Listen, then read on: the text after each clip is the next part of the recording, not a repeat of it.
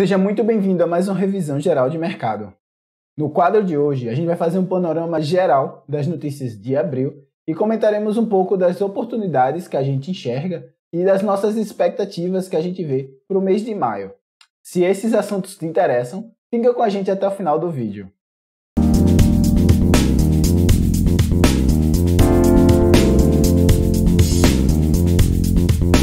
Se esse é nosso primeiro encontro, muito prazer. Eu me chamo Yuri Leite e sou fundador aqui do canal da Invest Space.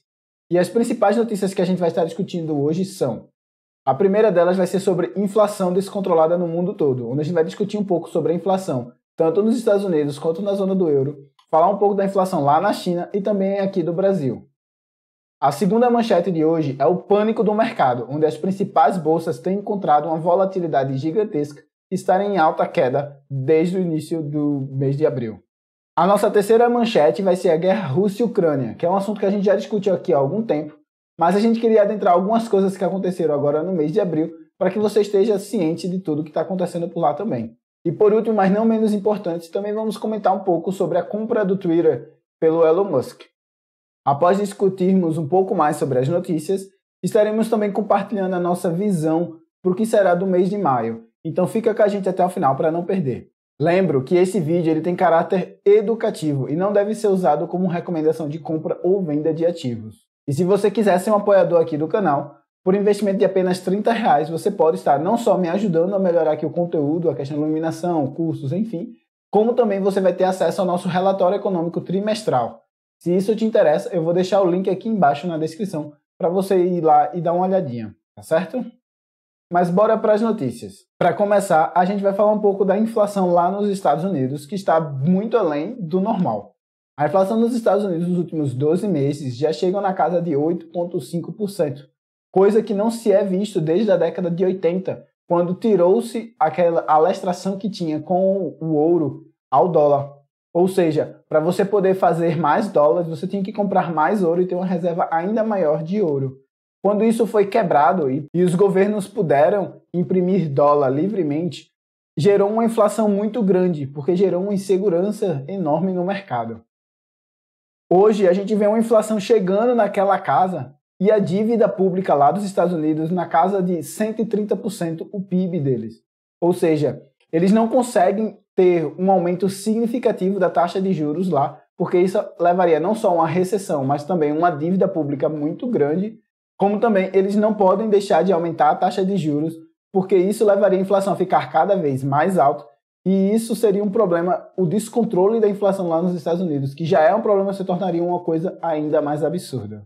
Saindo da pauta dos Estados Unidos e adentrando agora na pauta da inflação lá na zona do euro, a inflação na zona do euro chega ao patamar de 7,5%, o que de forma similar aos Estados Unidos é uma elevação significativa da inflação por lá. A inflação por lá também não se via a esses patamares desde a época lá de 1980. Então faz-se muito tempo que não chega a patamares tão elevados. Ao mesmo tempo, o Banco Central Europeu se encontra numa situação ainda pior do que a do Banco Central Americano, tendo em vista que tanto a Alemanha, quanto a França, quanto a Itália estão extremamente atolados em dívidas e estão com inflação significativamente alta. E isso faz com que eles não possam elevar a taxa de juros, pois isso seria muito ruim para esses países, e ao mesmo tempo, boa parte da elevação das coisas que estão aumentando lá é justamente por conta do preço da energia, já que por conta dessa guerra, o preço da energia, por exemplo, na Itália aumentou em 300% aproximadamente. Então, a situação em que o Banco Central Europeu se encontra é uma situação muito delicada. Eles ainda não anunciaram nada sobre o que eles vão fazer com relação a isso. Eles estão mantendo, inclusive, taxa de juros fixa nesse momento, mas estão entre a cruz e a espada, pior do que a dos Estados Unidos. Enquanto isso, lá na China, está tendo um aumento significativo dos casos de Covid, o que está levando o presidente Xi Jinping a colocar a política de Covid zero, que a gente já discutiu aqui no Revisão de Mercado do mês anterior, e fazer lockdowns mais agressivos por lá. Inclusive, Xangai está entrando no Covid zero lá, está se endurecendo as políticas de Covid zero e estão fechando tudo. Há-se uma expectativa também de que Pequim vai vir a fechar. Muitos acreditam que os números não estão batendo. Isso é só uma artimanha que o governo chinês está utilizando para poder controlar o preço das commodities. E qual o objetivo disso? Lá na China, o preço de venda de ativos são fixados, ou seja, o governo determina o limite máximo que você vai poder vender aquele tipo de coisa. Só que para isso acontecer, eles não podem estar comprando o ativo mais caro do que o que eles estão vendendo, porque isso ocasionaria num prejuízo. Então, para poder restabelecer seus estoques, eles fazem esse tipo de controle de mercado, baixando o preço das commodities para eles comprarem mais baratos, e depois eles liberam tudo e voltam a um patamar de commodity mais caro. Eles ficam fazendo esse controle de preço. Não se há nenhuma confirmação dessa argumentação, é uma especulação, porém é dito que a China já vem há alguns anos fazendo isso para poder controlar os preços e a inflação lá na China. Como também tem acontecido no mundo, no Brasil não poderia ser diferente. Já existe uma expectativa de que até início de maio agora a gente tem uma inflação de 7,65 apenas em 2022, o que é uma inflação extremamente elevada para o começo de ano. Isso considerando ainda que houve uma queda do dólar significativa que ajudou a controlar a inflação até então aqui no Brasil. É possível que a gente venha a ver uma inflação ainda mais exacerbada agora que o dólar está em uma tendência de alta. Saindo da pauta da inflação e entrando um pouco agora na pauta do pânico de mercado, a gente vê que existe um pânico exacerbado.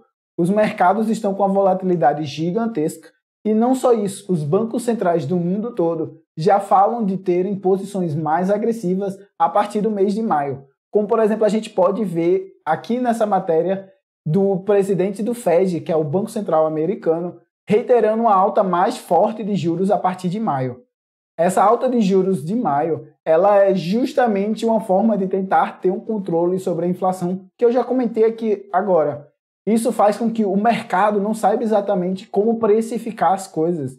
E eles estão numa queda relativamente alta, porque eles tinham uma precificação de um aumento normal, ali entre 1 e 1,5% da taxa de juros americana, e agora com esse posicionamento do Fed, faz com que os mercados tenham que reprecificar esse aumento de taxa de juros, principalmente das empresas endividadas, empresas de tecnologia, empresas de crescimento, que são precificadas no preço futuro.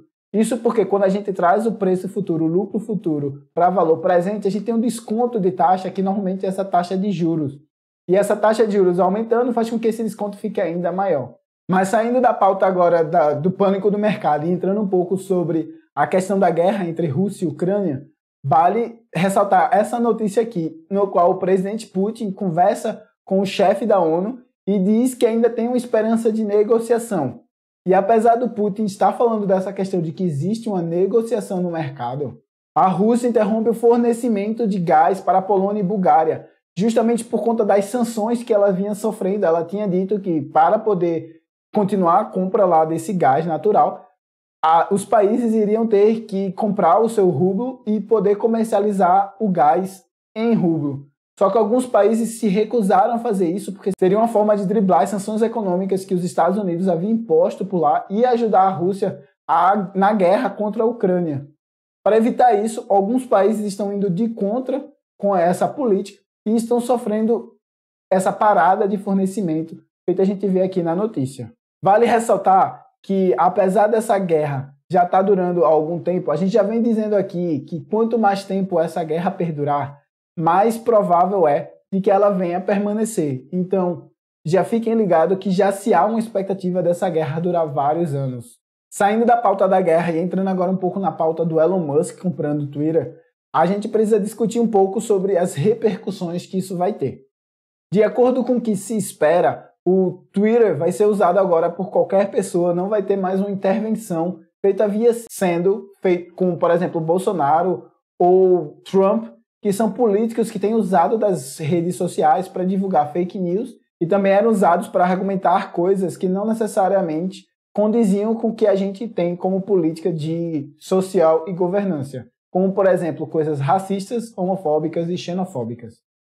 Então, é de se esperar que a gente venha ver uma coisa mais liberal na rede social do Twitter. Mas o que você acha sobre essa aquisição? O que você acha que vai acontecer? Eu queria muito escutar a sua opinião com relação a isso. Então, por favor, deixe aqui nos comentários a sua opinião a respeito, tá certo? Mas então, vamos voltar aqui para a pauta do Elon Musk comprando Twitter. Ele também começou a especular dizendo que os produtores de conteúdo do Twitter iriam ser pagos em Dogecoin.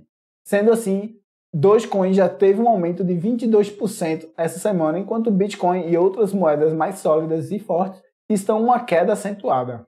Então, essas foram as principais notícias, as principais manchetes agora do mês de abril. A gente vai agora compartilhar um pouco das nossas oportunidades e das nossas expectativas para o mês de maio. Mas antes, deixa eu te fazer uma pergunta. Você está curtindo aqui a nossa análise, está gostando do nosso conteúdo? Deixa aqui aquele seu joinha aqui embaixo, que isso ajuda muito a gente chegar em mais pessoas e também saber que vocês estão gostando desse conteúdo que a gente está trazendo.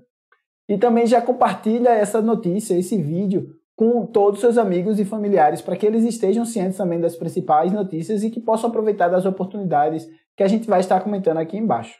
Com relação às nossas expectativas para o mês de maio, a gente vai adentrar aqui um pouco nas expectativas que a gente tinha para abril. E a gente falou que a gente esperava que a guerra tivesse um fim em abril, mas que se não houvesse um fim em abril, era possível que a gente fosse ver uma extensão dessa guerra, onde ela perduraria por mais anos.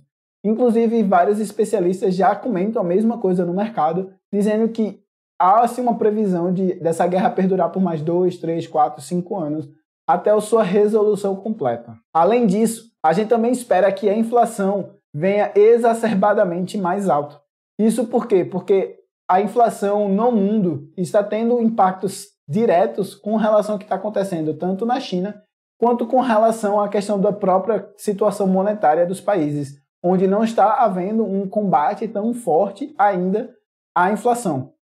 É possível que a gente venha a ver um aumento significativo das taxas de juros para os próximos meses, porém, essa taxa ainda não está acompanhando o mercado, uma inflação de 8,6% nos Estados Unidos. Para uma inflação, um aumento de inflação de 0,5%, 1%, ainda não é significativo para combater. Então, a gente tem que esperar que a taxa de juros chegue a patamares ainda mais altos para poder haver um combate assim direto a essa questão da inflação. Esse quesito da inflação já era uma expectativa que a gente tinha para o mês de abril, que inclusive veio correta, ela veio abundantemente mais alta. E a gente também falou da alta volatilidade de mercado que aconteceria em abril. Então, as nossas expectativas de abril foram muito bem consolidadas e ditas, e elas de fato aconteceram. Adentrando agora um pouco na questão das oportunidades que a gente enxerga do mercado, a gente quer comentar um pouco das oportunidades que a gente tinha comentado para o mês de abril. A primeira oportunidade que a gente citou lá em abril foi a questão da alta volatilidade e a importância de você ter caixa livre, e isso foi de fato essencial, já que a gente teve uma queda significativa no mercado agora no mês de abril. Quem ficou com caixa livre comprou e teve oportunidades muito boas de entrar nas ações e ativos que desejava. E a gente também falou da compra de ouro, que como vocês podem ver, do momento de gravação do vídeo que a gente fez para o mês de abril, que foi aqui no dia 30 de março, teve um aumento significativo aqui de 30 até o seu topo de 1.994 dólares por ounce, um aumento de quase 4%. Porém, se você só segurou até o fim do mês, você estaria numa queda relativamente baixa aqui de aproximadamente 2%. Além da oportunidade do ouro, a gente também citou duas oportunidades que a gente enxergava, que era investir no Ibovespa e também investir em ativos chineses. Mas como a gente pode ver, essas calls infelizmente não deram tão corretas assim, a volatilidade prevaleceu no mercado. A gente pode ver que aqui do momento de gravação do vídeo, ali do dia 30 até hoje, a gente teve uma perda de aproximadamente 9% das ações chinesas e a gente também teve uma perda de aproximadamente 13% da Bolsa Brasileira, do Ibovespa. Então as nossas oportunidades no mês de abril ficou 50% correta, 50% errada. Comentando um pouco agora das oportunidades que a gente enxerga para o mês de maio, a gente queria dizer que a gente não enxerga outra oportunidade além de estar investido em ouro, aproveitar dessa queda para poder comprar mais, e também as oportunidades de você ter mais caixa, principalmente em dólar, já que dólar tem uma segurança maior contra a maioria das moedas do mundo nesses momentos de incerteza. Mas adentrando agora nas oportunidades que o ouro está criando, a gente queria trazer aqui o relatório econômico que a gente fez agora em março para sermos guiados entre abril e junho, e vejam só o que eu escrevi sobre o ouro. Embora os fundamentos permaneçam, observou-se que, por conta da guerra, essa commodity já teve um aumento de 15%, o que é bem acentuado para esse tipo de ativo. Por esta razão, decidimos diminuir a nossa alocação neste ativo e alocar em novas oportunidades. No momento futuro, voltaremos a alocar em ouro para ter uma proteção maior contra a inflação. Então a gente já esperava que houvesse essa diminuição na cotação do ouro, a gente fez a nossa venda, saiu de alguns ativos em ouro e a gente agora está voltando a comprar ouro, aproveitando essa queda acentuada. Isso por quê? Porque o mercado de ouro não perdeu seus fundamentos, a gente ainda está em um momento extremamente inflacionado e o ouro é uma das formas de proteção para esse tipo de mercado. Inclusive, se você quiser ter acesso ao nosso relatório econômico trimestral, que a gente faz aqui, esse e outros que a gente coloca aqui, é só você usar o link ali embaixo que a gente vai deixar de apoiador do canal, que você vai ter acesso a esse relatório aqui. E se você quiser ter acesso completo a todos os ativos que a gente está investindo, você também pode estar fazendo isso através do segundo link que a gente vai estar deixando aqui embaixo, da nossa segunda comunidade do Hotmart, onde a gente deixa aqui para vocês todos os ativos que a gente está colocando e quanto a gente tem em cada um deles, para que você possa acompanhar e ver se faz sentido aí para você também. Então, gente, esse foi o nosso panorama aqui do mês de abril e o que a gente tinha para comentar para o mês de maio. Eu queria saber se você curtiu a nossa análise e se você curtiu, eu peço que, por favor, deixe aqui embaixo aquele seu like para a gente saber que você curtiu e também para ajudar a gente a chegar em mais pessoas. Se você ficou com qualquer dúvida, deixe aqui embaixo nos comentários que a gente vai estar te respondendo e não esquece também de comentar o que você achou da compra do Twitter pelo Elon Musk. Isso é muito importante, a gente realmente quer entender a sua opinião a respeito dessa aquisição. Peço que se esse conteúdo foi bom para você, que você também considere compartilhar com todos os seus amigos e familiares para que a gente possa crescer e também eles tenham acesso a mais informações feito a gente está trazendo aqui. Agradeço a todos que ficaram até o final, um abraço e até o próximo vídeo.